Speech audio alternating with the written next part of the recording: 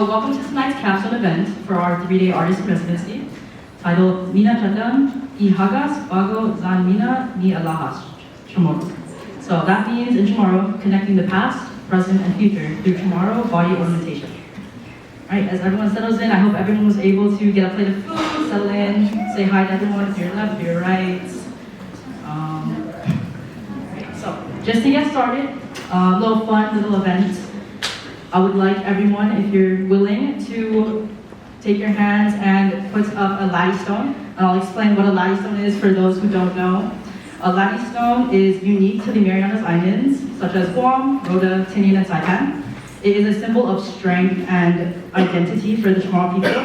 And putting it together is your two hands and knuckles facing outwards with, you could do either hand on bottom, but it is basically up to 2 stones in the Chamorro Islands. The bottom stone is called the haliki, which represents foundation. It is a base. It is where your roots are put for all the islands. And that is where we ground ourselves in our identity and our culture. And then you put the top stone, either hand of course, and this is called the tasa. This is a representation of our knowledge, of our future, of our past. It is where and how closely we are related as like our peoples. Right, and this is a laddie stone. All right.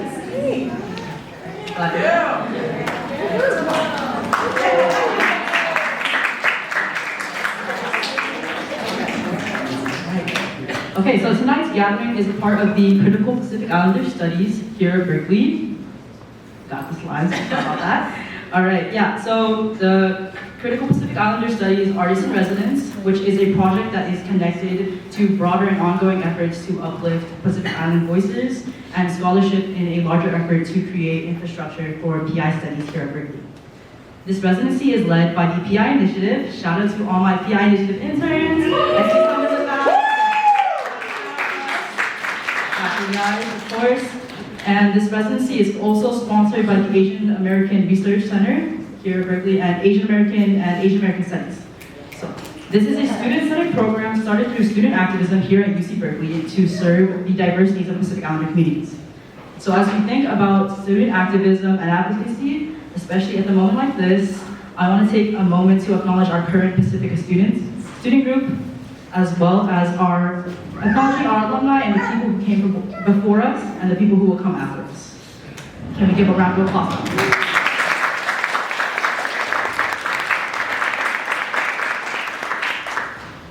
And also not forgetting the people that are here today. I would love to acknowledge everyone here. Every one of you is a part of our community, especially our children, our ancestors, our manamko, our elders. It is a space for learning. It is a space for learning, and as we reflect and celebrate and learn on tonight's event, I would gladly introduce everyone. Thank you guys for being here. To your sponsors, signing off. All right, everyone. Now it's my pleasure to introduce Angela Carrier.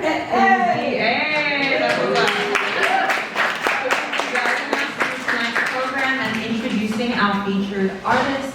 Angela Carrier is a mother and cultural producer whose work centers indigenous Pacific Islander and diasporic narratives through the arts.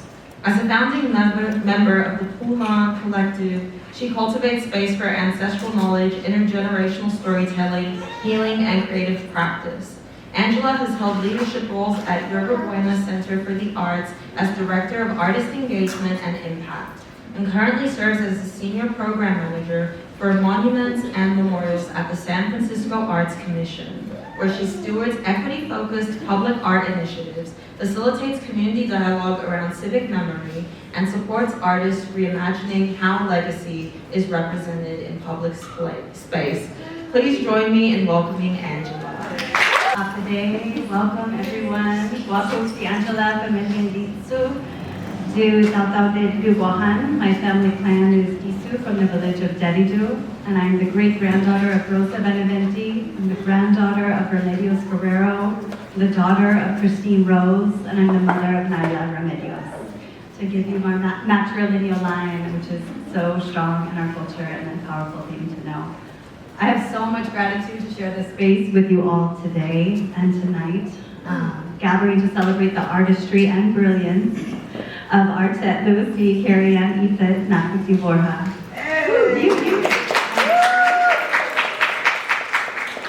As she calls it, it's a Mariana's deep trench love that we have, that we share for each other in this present moment and for our ancestors and for our future ancestors.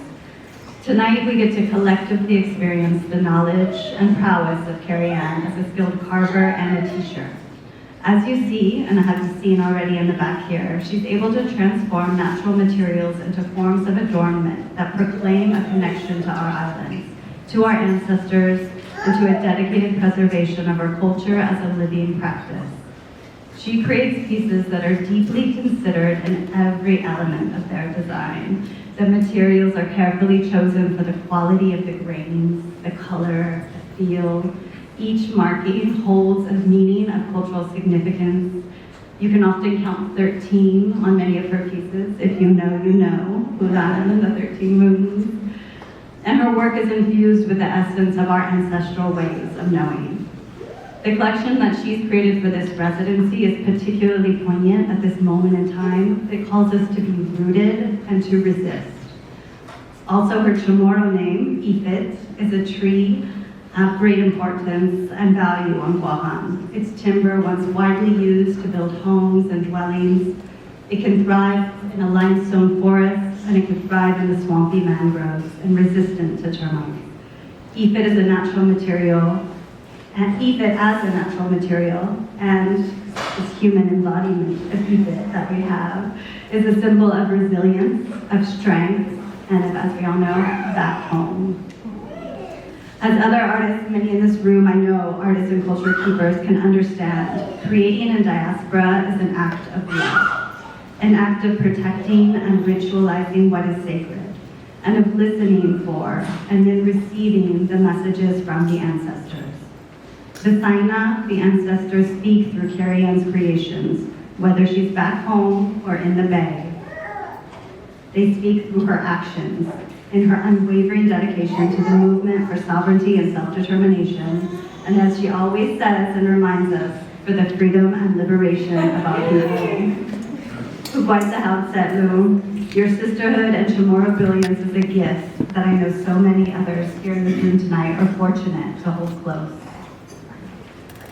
So I'm going to now read your bio, if that's okay, so we can have it spoken into this space. Kerri Ann Ifit Naputi Borja, Penalian Caderon Zandasu, is an indigenous CHamoru woman whose roots in Guåhan, Saipan, and Belau. She's an educator, community organizer, a photographer, and a carver of traditional CHamoru alåhas, body adornments made from shells and other natural materials. Currently living on the unceded Chochenyo Ohlone land, she works as a middle school ethnic studies teacher at SFUSD and a lecturer of Pacific Islander studies at CCSF. Kerri Ann began carving in 2009 when she was given the opportunity to apprentice under the Master of Body Ornamentation, Mama Julie Q. Beneventi. Since that time, she's begun to teach others and has continued her apprenticeship, learning and creating in all mediums and forms that include shell, bone, horn, stone, and wood. Kerri Ann has participated and showcased in various festivals and exhibits in Guåhan, Saipan, San Francisco, and Oakland, as well as a delegate for her home island, Guåhan, in the traditional arts and body ornamentation at both the 12th Festival of Pacific Arts in Guåhan in 2016 and the 13th Festival of Pacific Arts in Hawaii in 2024. Also in 2024, she was honored with the Cultural Knowledge and Practice Award from the Constellations Culture Change Fund and Initiative in recognition of her work as a carver and a culture keeper for her peoples. Through the various mediums in which Kerri Ann uses to create, the focus has always been the promotion, the protection, and the perpetuation of CHamoru culture, which she holds sacred. So before we dive into the waters with Kerri Ann, with her creative practice and her process, can we just take a moment for a collective breath together? So we feel the swell of an inhale, and a collective settling and release into an exhale. So Kerri Ann, Setu, it's your turn. I turn them to you. Happy day, everyone. For everyone coming out, my family, my parents who are here, my brothers, my sisters, my chosen family, my partner in the back, it's really dope to see everyone who's here to come out. This is my first solo show. And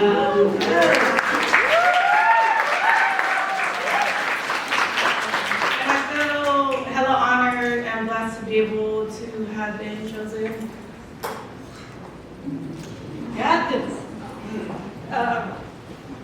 Yeah, to be able to be in this space. So Sanmasi, Sis Angel, for inviting me here. It gets really hard sometimes creating out here in the Bay. You have to be outside, y'all know the Bay Area weather, how it can be.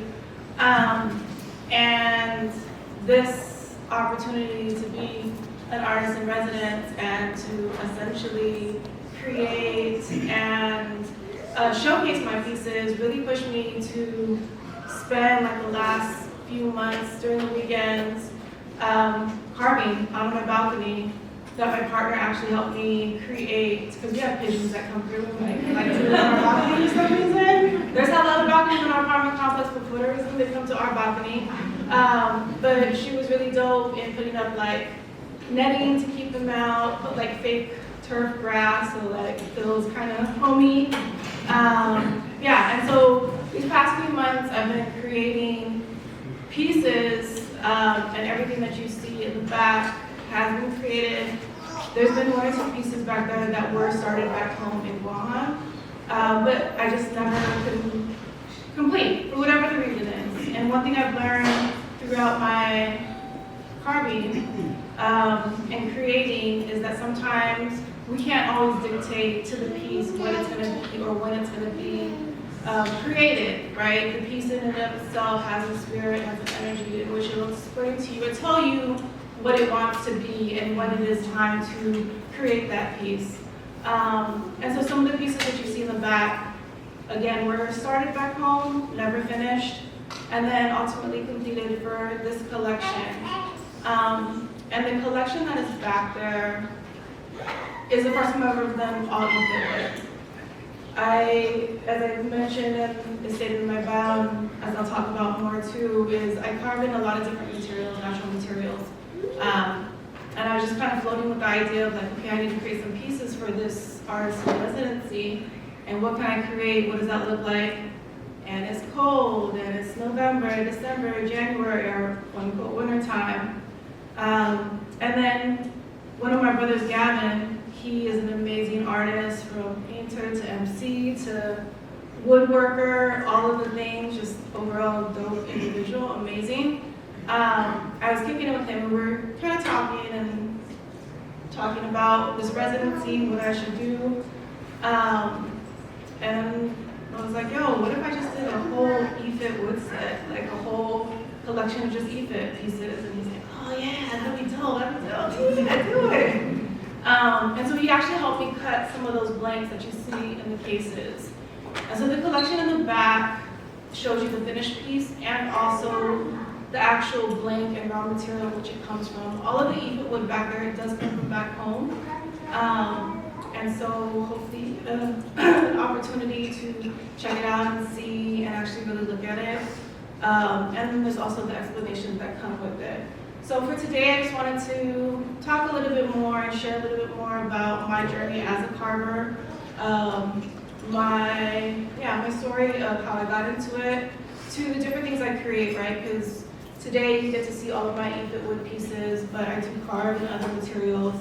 Some people in Center today actually are wearing some of the pieces that I have created, which is always a blessing to see. One of my telus, who's also part of the Pulan Collective, my telu Reese, our telu Reese, because she couldn't come, I was sharing with her some of the pictures of my pieces, and she was like, man, don't you ever want to just keep your pieces, like, when you make them?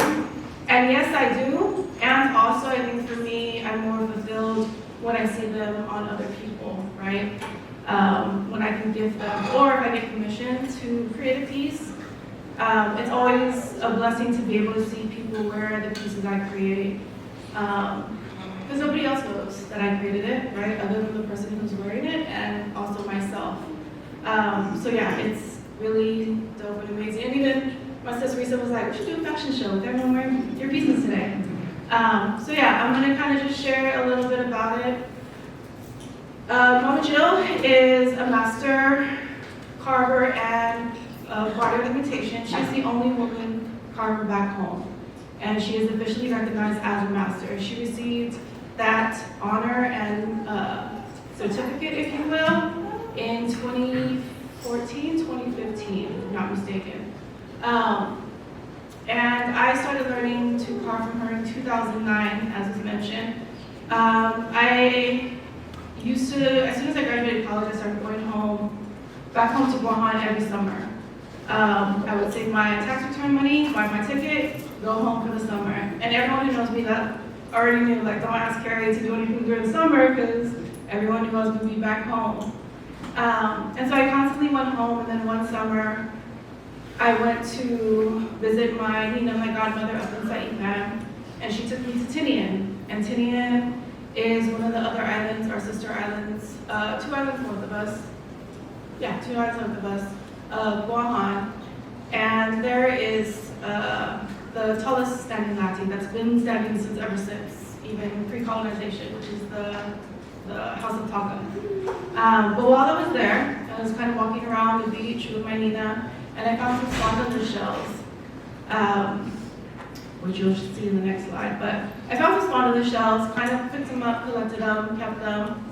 And that summer is when I met Mama Jill. And it was at a Pulan festival that we had at the CHamoru, which is the Chihuahua Cultural Center back home in Tomon, which I volunteer at. During that time when I was going home every summer on the weekends, that's what we were doing. We were picking tiles, painting the walls, bush cutting, pulling cadena, which is this crazy vine that grows everywhere, and ultimately kills plants and trees. And so during that festival, she was there, and that was the first time I had officially met her. And I was the tentaku for the day, or the one who gets told to do all of these different things. And so, of course, her being my elder, of course, I would check on her, see how she's doing, what she would need it. And while I was having this conversation with her, I had shared with her that I just went to Tinian, and I found some spondylus shells while I was there. And I remember her saying, and I knew she created jewelry, I knew she carved. And I remember her saying, oh, you know, if you ever want to know how to make or create something with those shells, she's like, I can show you. But that time I was only there for the summer, and I was going to be leaving in about a week or two, if I remember correctly. And I said, oh, okay, you know, I said, Masi, thank you, I can't, you know. She's like, well, whatever. Fast forward, I was going for my master's, and so that was 2009, 2008, sorry. 2009, my research got approved to go back home to do my master's, working with the CHamoru immersion school at the time. It's just a program. Now it's an official school. And when I went, I was home for about 3.5, almost 4 months.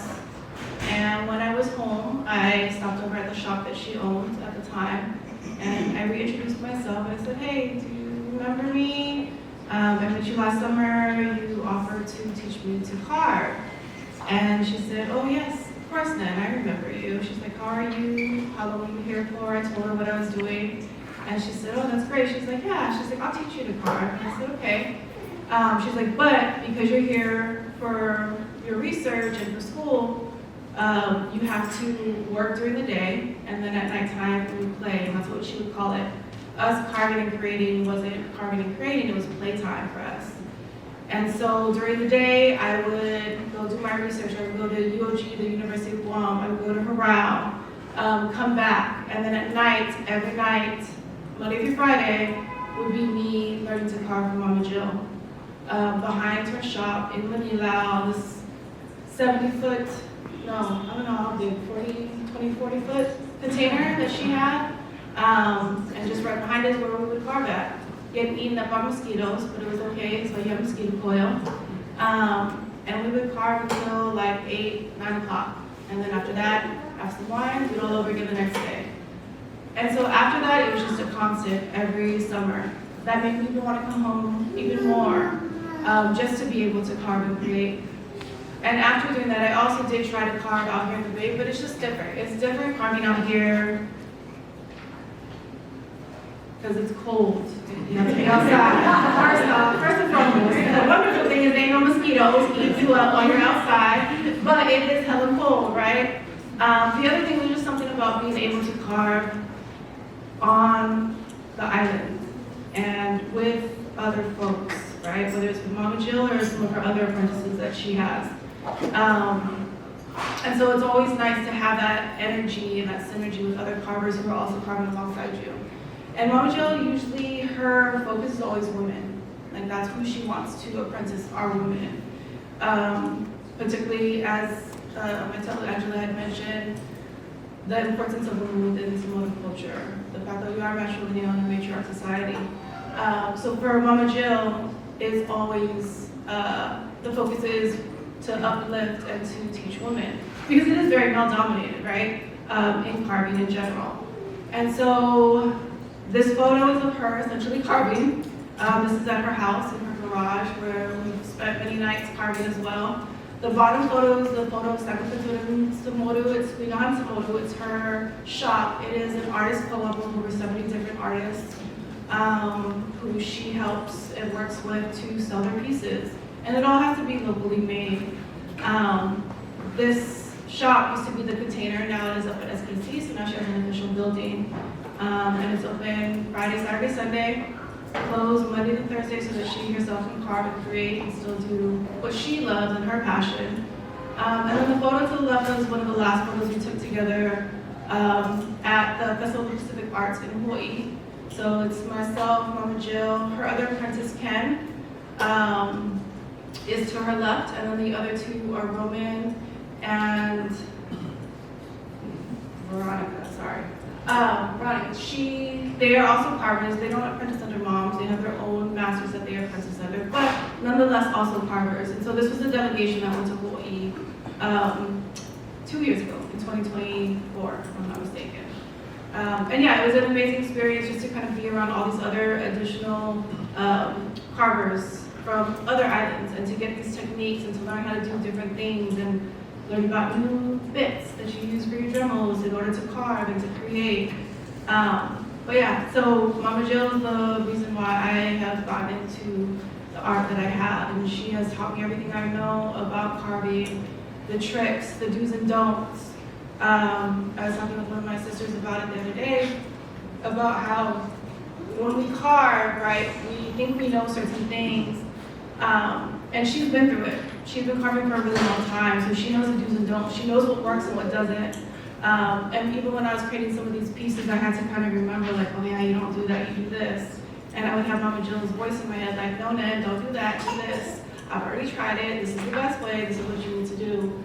And she's still like my constant person I go to when I carve and when I create pieces. I'll still text her, send her photos. She knows about this tonight, I don't know if she's watching, but either way, we have a little small chat group, myself, Mama Jill, and one of my other sisters, Nat, who's also an amazing carver and creator.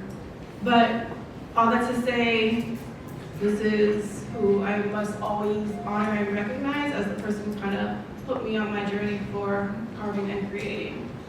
And so this is kind of the process of how it works. You get a blank, which in the back there are a lot of the different blanks of which the pieces kind of came from or what it looks like. So you take the blank, then you draw whatever it is that you're trying to create, usually with some kind of template. Mama Jill has a whole stack of different templates for different shapes and things. I've started to create my own and collect my own templates. And then you carve it out. And then once you carve it out, you draw some more patterns, and then from there you etch it out, and then it ends up being that final piece to the right. This is a bold piece, by the way. This is a commission piece. And it is of the lattice stone to represent strength. And then the weaving on it is basically the weaving of cultures. The woman who was this was commissioned by worked at the Oakland Museum, and it was during this time when we were doing the Pacific Worlds exhibit right before I moved home in 2014, the first time. And she was really involved and really just respectful of the process and understanding of Pacific Islanders, the history around colonization, the taking of things, etc. And she really loved my work and asked, and so I created this piece for her based off of our conversations and my time that I had spent with her. And so the weaving in the middle is just the weaving of cultures, right, that she had done while being at the museum. And then the 3 dots just represent the past, present, and future, right? And it ends up being a neck piece, a pendant. The bottom photo is actually in the shop of where I would carve in the back. So you can kind of see right next to it is like Michelle's, if anyone's familiar with Guåhan in Belau. There's Michelle's Diner, which is very popular for Manamco after the Sunday masses. But that was our view, right? And you hear cars going by all the time. The one thing that would suck is when it was trash day, you smell the trash, and the trucks would come by, right? But that's kind of the setup, right? You have your Dremel, you have the pad, you have your tools, you have your drink, and it can get a little messy, but it's fun, right? It's that messy fun. So this is some of the materials I work with. The first one that I've ever touched was spondylus, which is the spiny oyster shell. The photo all the way to the left, that pinkish white round one, that was a shell that I got from Tinian. And that was the first piece that I carved that Mama Jill taught me how to carve with.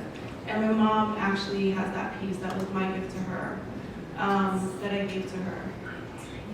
And she's wearing another one. A lot of my first pieces, my mom has, yes.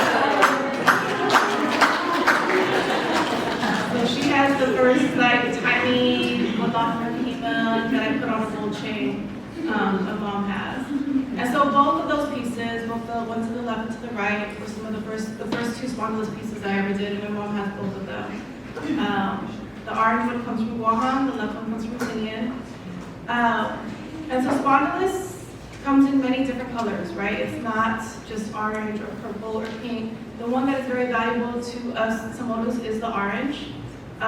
It's harder and harder to find, we call it Mariana spondylus now. It gets harder now to find those on the beach or anywhere, along the shores. Some people go diving for it, which is a really bad practice to do because they're still living.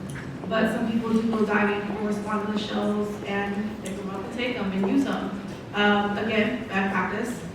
And also nowadays there are folks who do use, and I also use it from time to time as well, like spondylus that comes from Mexico, right? Because it's very abundant, but the color is very different. If you know, you know. I can kind of tell when I see spondylus that is not from the Marianas, that is from elsewhere. Not to say it's any less than, because it's definitely still beautiful and gorgeous and still priceless in my eyes. But there's something special also, right, when it comes from your homeland, your home island. And so all of these are all, and these photos are all Mariana spondylus. Different ones that I found throughout my time, and then ones that I've been gifted, right? The top right piece is a piece that I actually made for my cousin Vic when she got married. It kind of matches her dress. That is actually spondylus from the Philippines, which for her also meant a lot because her grandfather, if I remember correctly, was from the Philippines as well, great-grandfather. So it had meaning for her. So I took it, carved it, and made it. She wanted it on a gold chain so that she could wear it on her wedding day, which she did. The bottom right just kind of shows you what that looks like when we carve out a shell. No part of the shell is actually ever just thrown away. Mama Jill taught me that you can make like the smallest, littlest bead out of every piece of the shell. So with the one that's to the right, there's like 1, 2, 3, 4, 5, 6, 7 beads that can be made out of it, right? Process, but also fun. And then the middle piece is a marlin bone hair pick that I was asked to carve and create for the Te Museum in Aotearoa, New Zealand. And so it is a part of their permanent collection. One of my sisters, Reams, tried to go see it when they went in Aotearoa. But it's not on display. You just have to kind of request and ask for it, and they'll bring it out for you to see.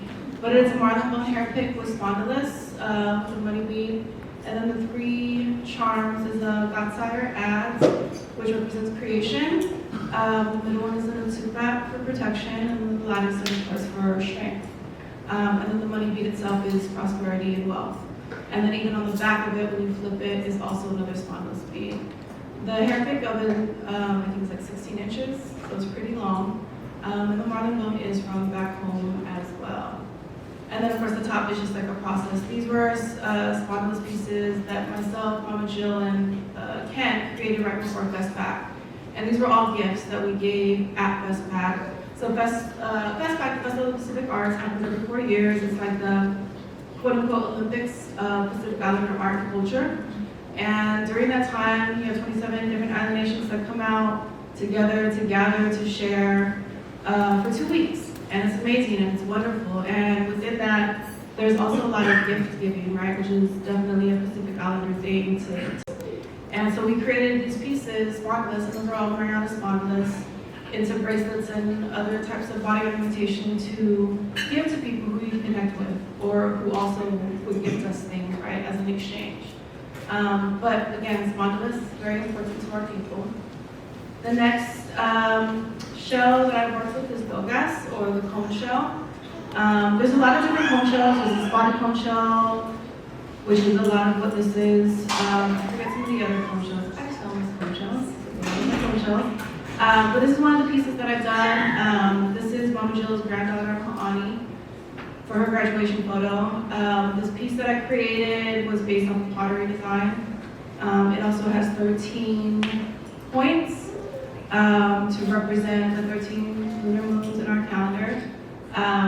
And also, it also is a symbol of power, right, as a spirit tip for the Aries. And so it represents multiple things. As Angela had mentioned, a lot of my pieces that I create always has some type of story or meaning behind it.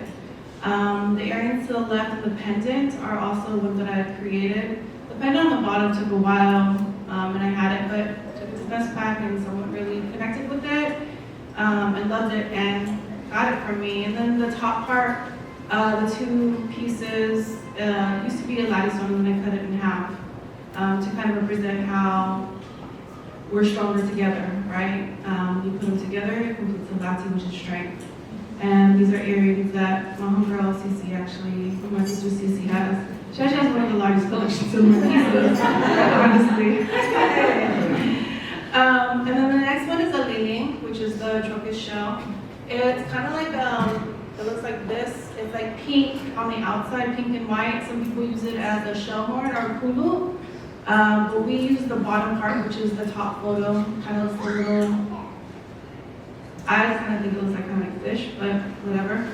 It's the bottom of the trocus shell, and that's what we use to carve with. It comes out all pearly white, as some of these photos kind of represent, but it's also really fine, and when you carve this, or you grind it, you have to kind of double up your mask. So when I carve, I always wear a face mask. Because it's a lot of debris that kicks out, and you don't want to be inhaling that. And this especially because it's really fine, it's a really fine powder. But it comes out with some beautiful pieces that I've created. So the one on the right is a little lati, like literally it's the size of that penny.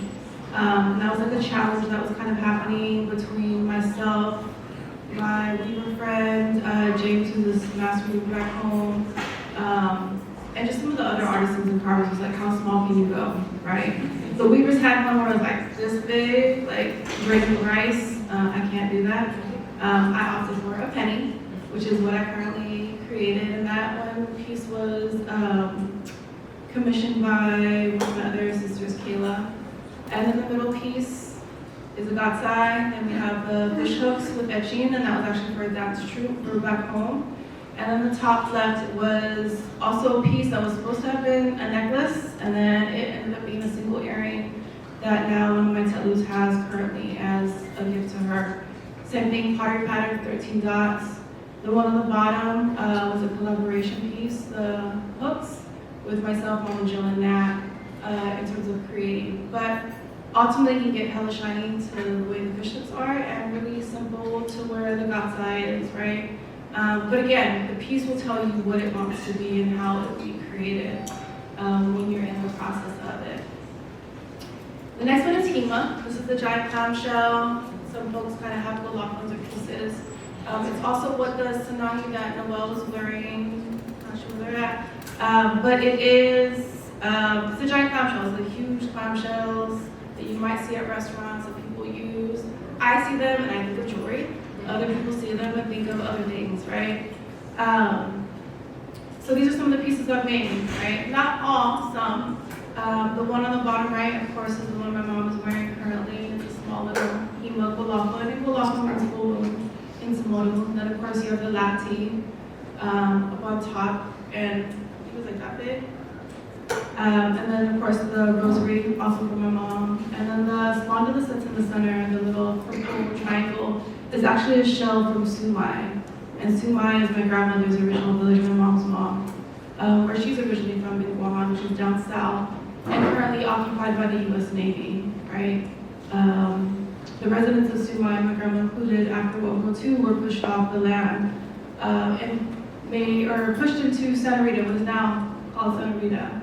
But it was a man-made village, right? All of the descendants from Santa Rita originate from Sumai, which is also where my grandma is from. And on the Navy base is a cemetery where my great-great-grandparents are buried.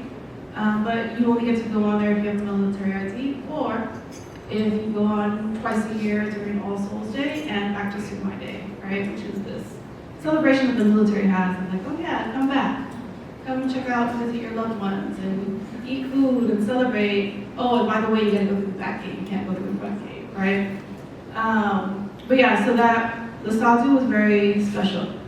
I didn't carve the beads. I'm gonna keep it real. I bought those, right? But they are right? And then I have a photo of my godson who I made his sanahi that he currently wears right now. His Nino, who's also a carver and a weaver, he created the beads that are adorning his sanahi, and then I created his sanahi. And his sanahi matches his Ninu's, or his godfather's sanahi as well. We're just kind of showing some of the different materials. And the thing with Kima too, it may look all the same as like a plain white, but when you actually take a flashlight to it and put a light behind it, you can actually see the different grains. So even though it looks like they're all the same, they're actually not, right? They're all individually unique. You just gotta know how to look at it and find them. And then of course we have Ifit, one of my favorites. And this is kind of just like some of the process and some of the pieces I've done. When I carve and when I create, Ifit is usually the one that I get to play with kind of a little bit more in terms of putting designs and patterns. And this is kind of my process, right? Like I'll carve out the piece, and from the piece I kind of continue making, like the drawings on the top, I think I had like 15 of those, right? Because once you start, if you like are an artist and you start creating, things just start to flow, right? After a while, you're like, oh yeah, and then this, and then this, and then this, and then this. So for the two bats, for those designs, I had like 15 of them. Or no, 6 times 3, there's 3 rows, so 6 times 3 is 18 of them that I kind of just chose from. And from that is the bottom left corner photo, right? So to take those designs and patterns, and then placing them onto the Ifit wood and then etching them and burning it. The patterns that I use, a lot of them do come from pottery patterns found back home in Guåhan, from a lot of the Marianas Redware pottery, right? The shards that we can still find, or even any type of writing when we do our research about patterns. And so that's where a lot of it comes from.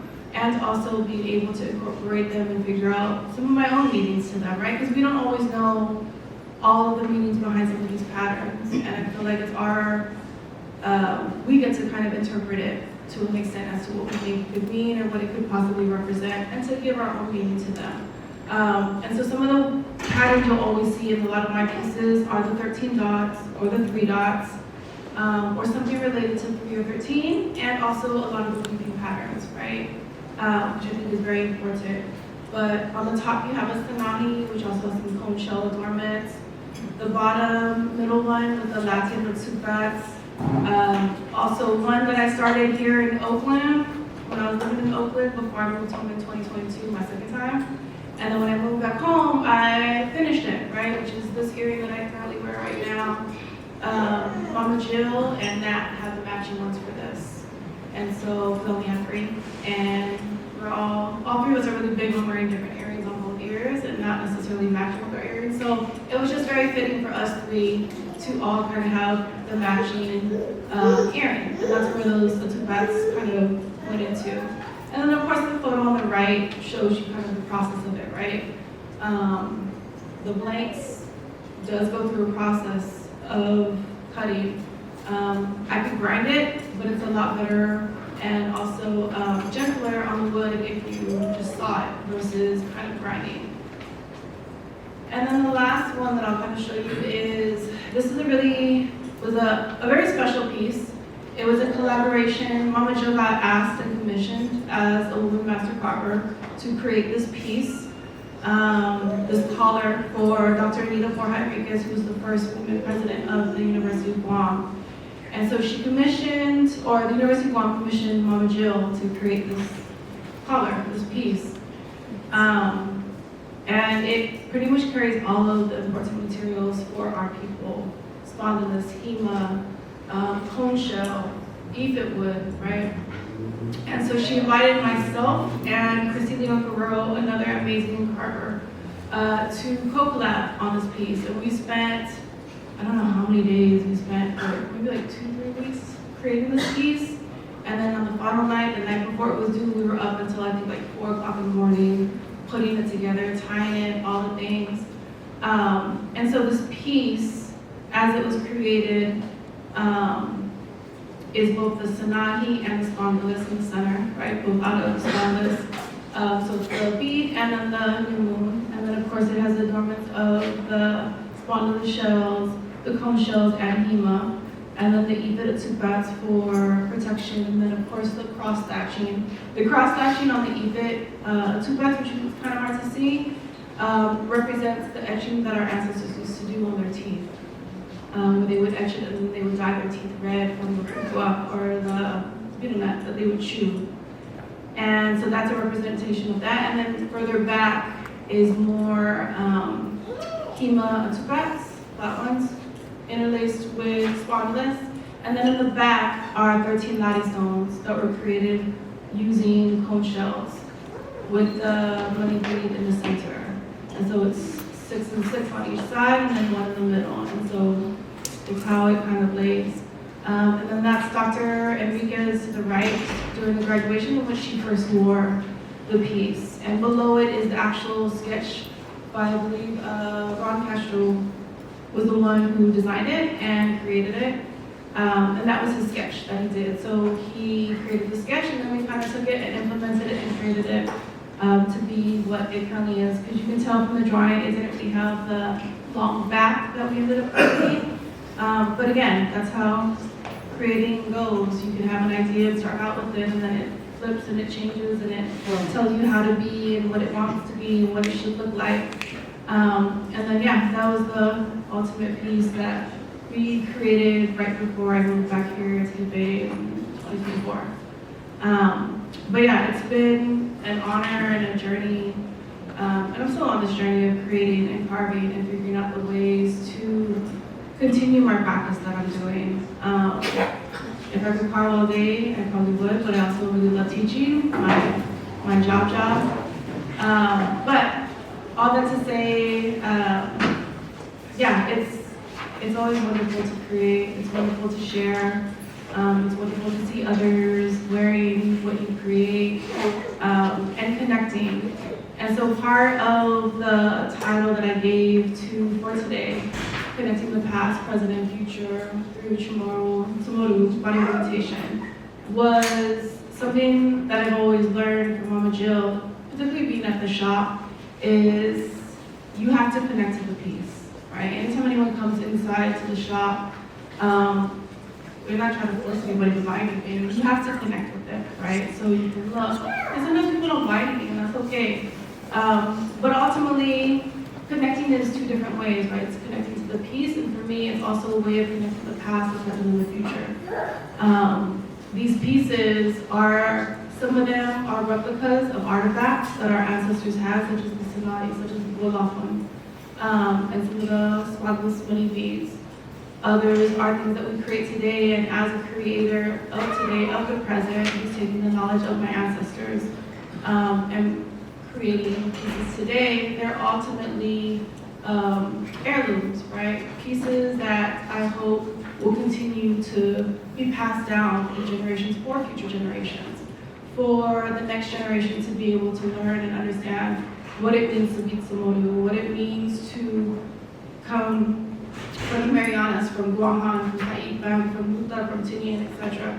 And also how it all connects to Oceania, whether it connects to Tonga, to Samoa, to Aotearoa, to Kanaka, to Hawaii, to all the places, because they're all these very similar materials and also similar techniques and things to always constantly learn and exchange with, which is really important, right? And just 3 in general is like a really big thing for me, for past, present, future, for Punten Thotlan Taipi, which is the gods who are in our creation story, who created the world and humans and CHamoru's. For some of my friends, for like Mama Jane, it's Pupa African Pupulu, which she used to make mama, right? But it has a really particular meaning for me when I create. And again, it's one of the things you'll kind of see, not all the time, but most of the time you'll see different things with what I create. And so, yeah, that's all I got. So I really haven't gone through these your work and that is like of the audio those but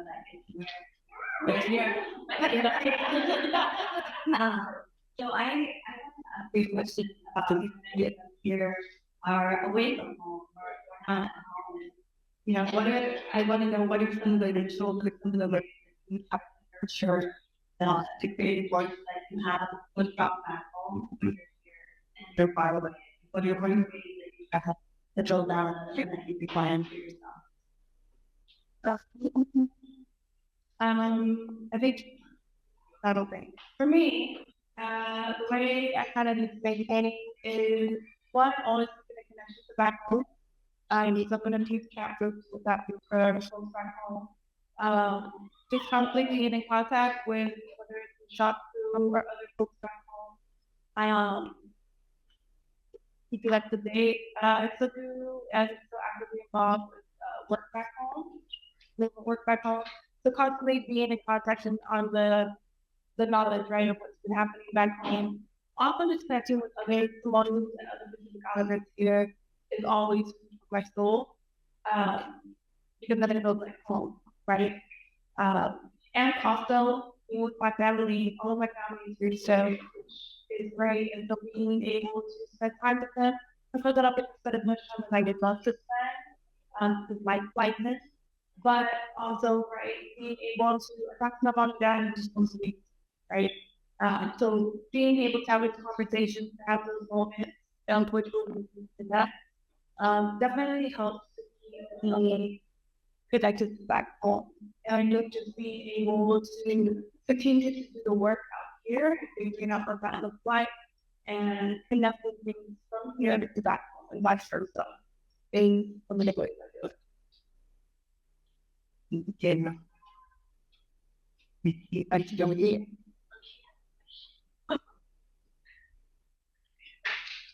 what's the hardest piece to fight through?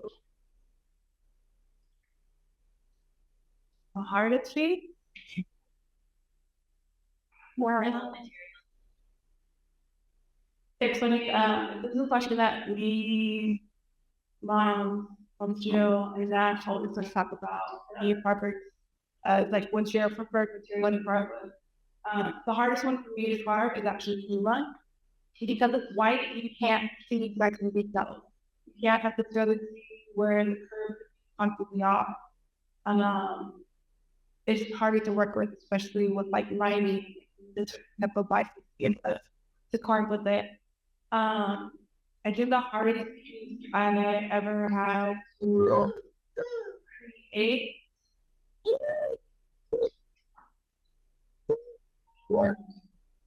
maybe my background tsunami or tsunamis in general are more kind of difficult to carve, right? That one it feels a little bit more harder because there's like angle, there's certain things you have to grab in the center and flatten a certain point. And so it's a lot of tweaking and looking. So I would probably say the body that's the hardest one to harder to create and dropping down. So yeah.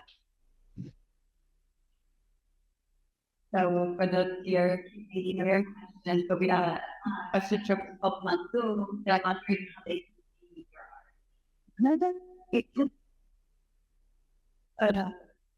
I mean,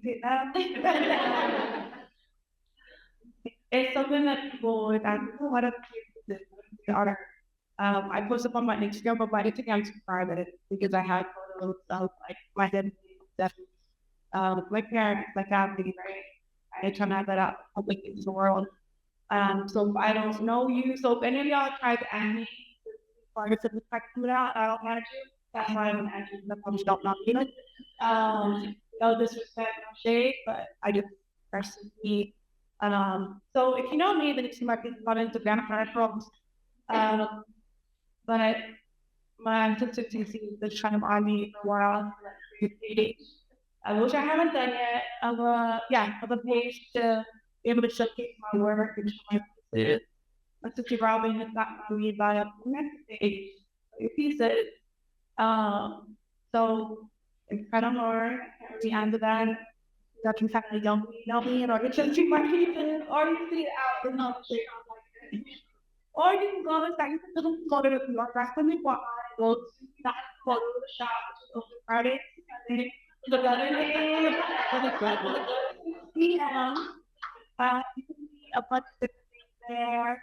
That's another place where global sold that, but I go up to a couple of create mostly at the league. But yeah, one day month today I shop the page where people can check out my work, or even Instagram page where I post it and check my work. So that's hey, that's all. 1, 2, 3, 4. Okay, so me myself, I've never worked with these kind of development skills. And so you find yourself create these materials and to be forgiving in the way like if you have a really carvable shape and then you start to carve on that shape, it's hard to go back. And like if you have to take steps over the pieces for a while, so it's not like this.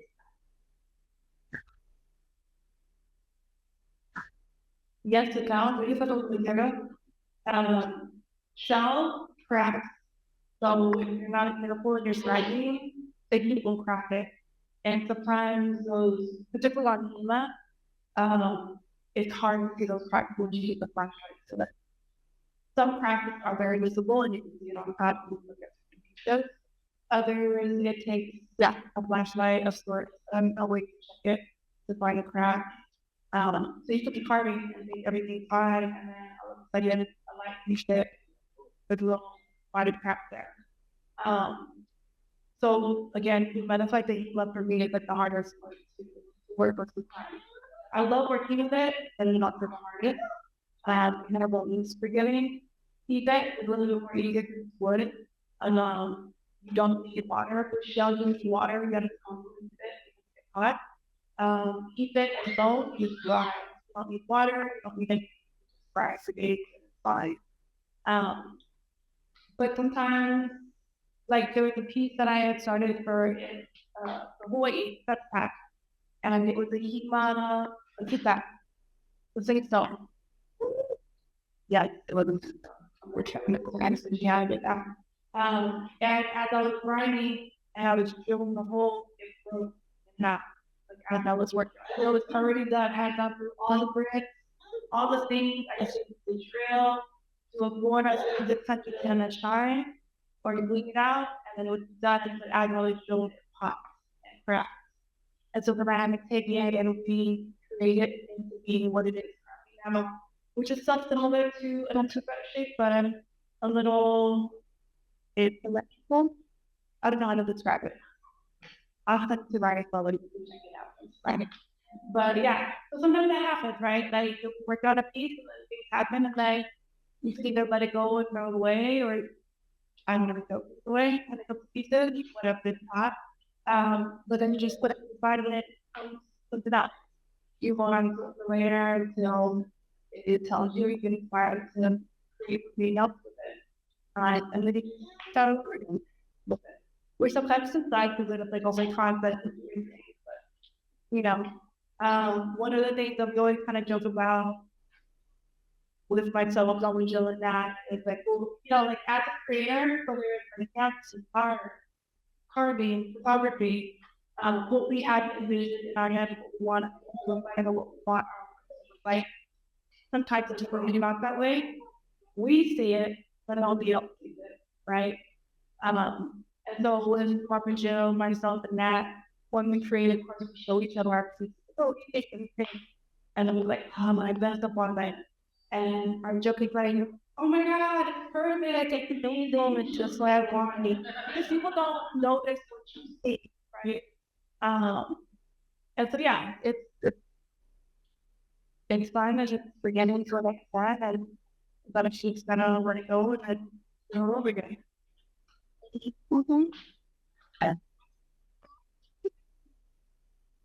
Sure. So not people, not a man. I begin to with affection that and then your kids. Like Lloyd stories of materials that you could say, and this one derived from the necklace that you had made for the president, and just really understanding like the short whole background behind that piece. So that you did.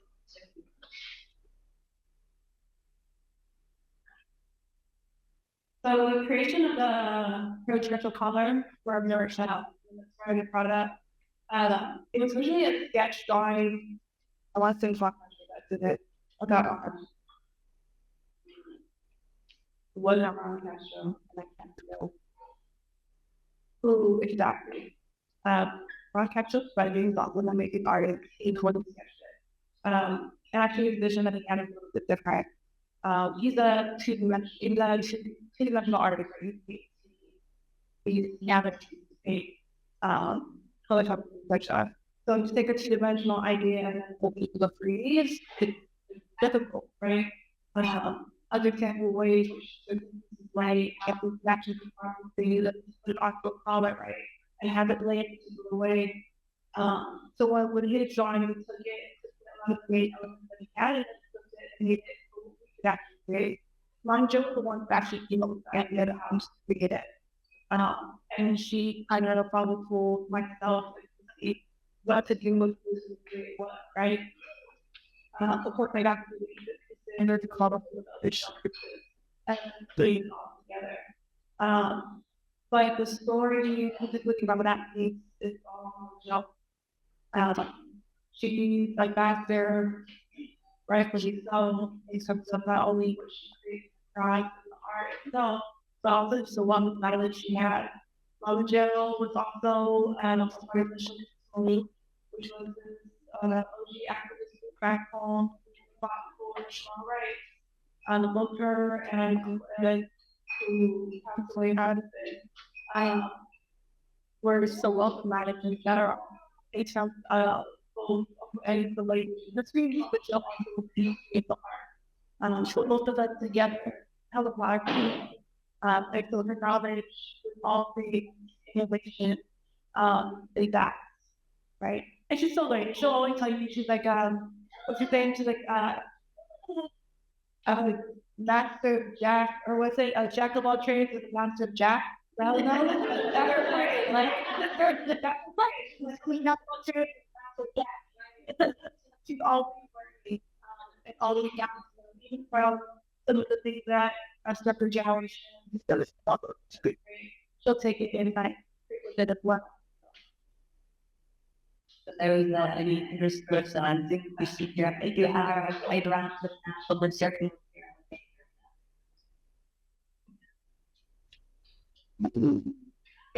No, There one. you know, I actually had some material from women, and I have some stones that I got when we were my Noshi for her birthday. She said, "You think that's Sedona?" Sedona. Right? I actually wish it though. So that's another thing, right? Like if you get material back home, all of the materials that we get, it's gifted to us, or we get it from like the beach or wherever places. Particular places we always ask for take, and that's the common thing back home. You don't go to the jungle, you don't go to the ocean, you don't go to the beach, and they stop asking. So we always ask. So we went into Donna. I was like, oh, let's create a limestone. And yeah, and I'd ask. And what I did is to create something for my money. Somebody fill up the account for the exact. To create something for her from that zone. Because that was her before we went. But not yet. Actually, I did it from some that was here to my partner from the snake out there, like about me carving, and then the first might get to carve and I actually made a hot block for her block that I made for her with that fun hat for a long time. But I definitely want to try to use a lot of tools here. And then we thankfully fun. And that's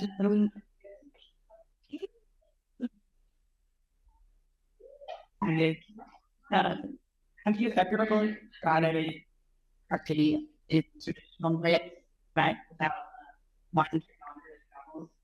And what, how did they do that? I think it's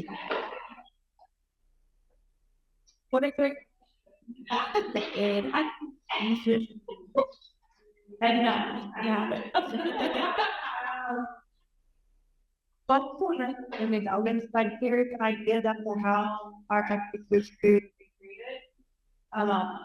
with the idea of like taking shell or talk describe it not to be a depth I mean rock. There's one that I saw up the trail this particular running is from a shell or something I don't know if being able to do that way. I can understand that it's usual we are that I don't know how our access to it quite honestly. So yeah, no. There was one day in my today I shouted, but no. And I think I'm a girl. I was gonna ask a similar question about what it's like to use traditional techniques or tools. It's not better than or in effect and not for the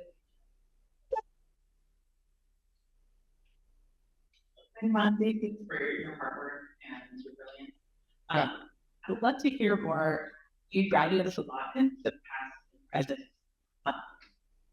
parts of your practice. I'm so curious about your thoughts on the future and given everything that's happening on Guåhan with the land, if that all materials come from the land from your waterways. Curious to hear about your thoughts about the future of the preservation of these carving practices. Where you face yourself in the future of that? Do you see yourself as an carving?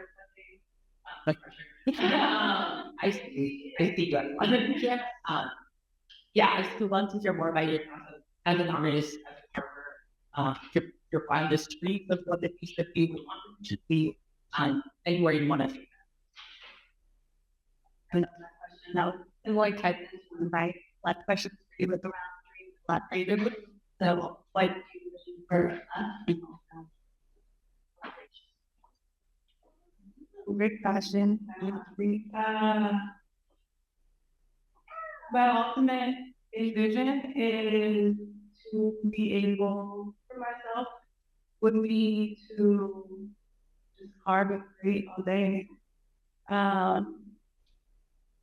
And create all day, teach other child to carve and create. Take over the shop from Mama Joe, how she can create. And to complete your culture.